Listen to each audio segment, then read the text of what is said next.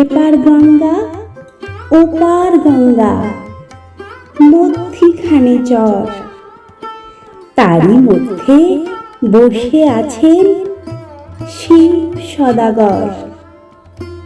শিব গেলেন শ্বশুর বাড়ি, বসতে দিল পীরে, জল পান করতে দিল শালি ধানের চিড়ে। শালি ধানের চিড়ে নয় রে, বিন্নি ধানের খই, মোটা মোটা সবরি কলা, কাক মারি দই।